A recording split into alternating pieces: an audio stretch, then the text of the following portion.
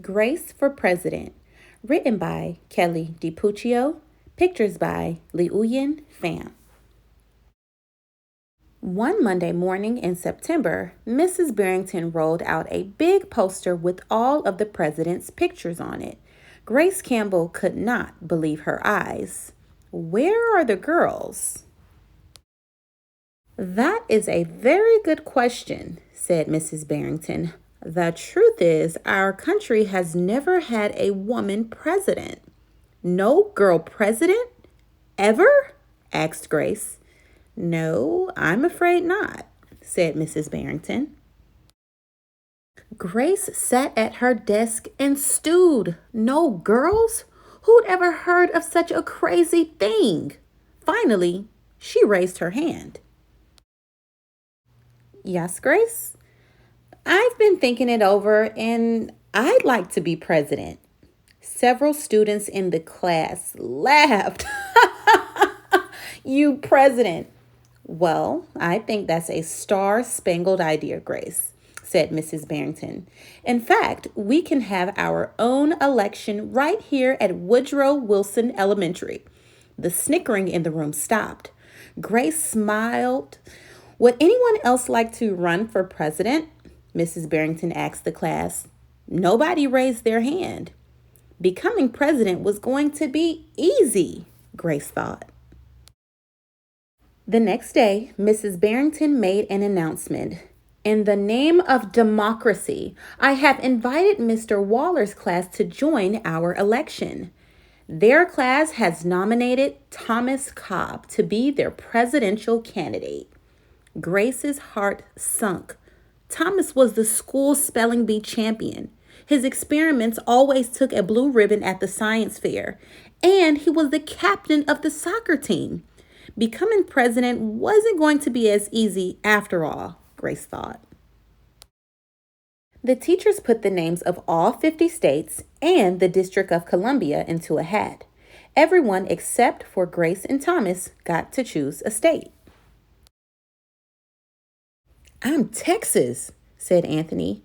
I'm New Hampshire, said Rose. I'm Michigan, said Robbie. What does the number 16 mean? Each state is assigned a number of electoral votes. That number is determined by how many people live in that state, said Mrs. Barrington. Each of you will be a representative for your state. Altogether, our country has 538 electoral votes, Mr. Waller explained. On election day, the candidate who receives 270 electoral votes or more wins the election.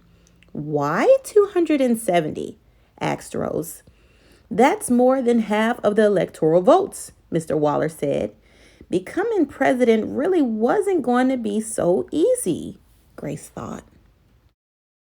Grace came up with the campaign slogan, Make history, vote Grace Campbell for president. Thomas came up with his own campaign slogan too, Vote for Thomas Cobb, the best man for the job. Grace listened to what issues were important to students, and she made a list of campaign promises. A peaceful school? Got it. No bullies. A cleaner school? Okay. No littering.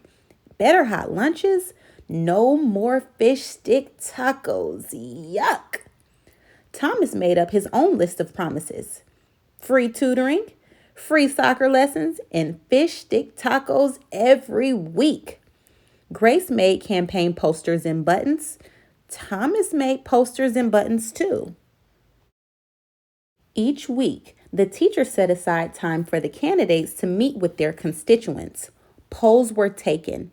Voters were making their choices. Grace continued to campaign. At recess, she gave speeches. During lunch, she handed out free cupcakes. And after school, she held rallies. Meanwhile, Thomas wasn't worried.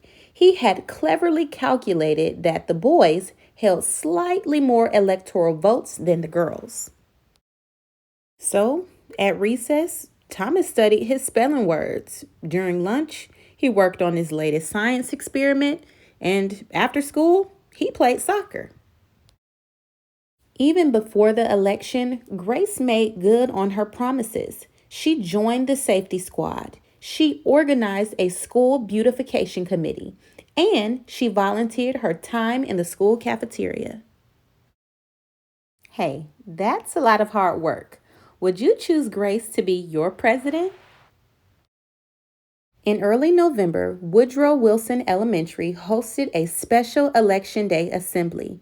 Grace and Thomas took their places on stage as the school band began to play. Henry was the first representative to approach the microphone. The Yellowhammer State of Alabama casts its 9 electoral votes for Thomas Cobb. Fletcher said, the last frontier state of Alaska cast its 3 electoral votes for the best man for the job, Thomas Cobb. Hannah called out, the Grand Canyon state of Arizona casts its 11 electoral votes for Grace Campbell. And so it went. State after state after state cast their electoral votes. The scoreboard in the gymnasium kept track of all the totals. The voting demonstration was quickly coming to an end. Clara approached the podium. The Badger State of Wisconsin cast its 10 votes for my best friend, Grace Campbell. Grace looked at the scoreboard. Thomas had 268 electoral votes. She had 267. There was only one state still unaccounted for. Wyoming. Thomas grinned, but Grace felt sick. Sam walked up to the microphone. He looked at Thomas. He looked at Grace. He looked down at Grace's handmade flag. Sam didn't say a word. What are you waiting for? Thomas whispered. The band stopped playing. All eyes were on Wyoming. Finally, Sam cleared his throat. The equality state of Wyoming cast its 3 electoral votes for Grace Campbell. The gymnasium erupted into loud cheers and a few boos. Mrs. Barrington approached the podium. With 270 electoral votes, the winner is Grace Campbell. Thomas looked stunned. Grace hugged Sam. Why did you do it? She asked. Sam handed Grace his flag. Because, he said, I thought you were the best person for the job. The following week, students in Mrs. Barrington's class were preparing for their career day presentations. Grace volunteered to go first. She stood at the front of the room and glanced at the posters still hanging on the wall. My name is Grace Campbell, and when I grow up, I'm going to be President of the United States. This time, everyone believed that she would. Grace Campbell and Vice President Kamala Harris is inspiration to every little girl that may want to be President of the United States. Thanks for listening, you guys. Bye.